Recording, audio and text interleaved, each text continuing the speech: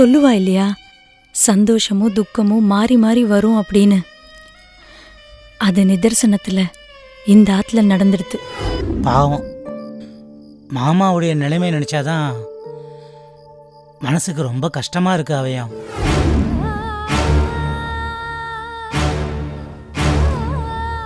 ஆத்துல ஏதோ தனிச்சையா பண்ணிட்டு இருக்கோம், நடப்பினமா வாழ்ந்துட்டு இருக்கோம். ருக்கு தனியா இருக்கா. அவ சாப்பிட்றாளா, சரியா தூங்குறாளா, எதுவுமே தெரியாம போயிடுத்து. வேண்டாம்பா, மனசுலயே துக்கத்தை பூட்டி வச்சுக்காதீங்கோ. எதுவா இருந்தாலும் எங்கள்கிட்ட சொல்லுங்கப்பா.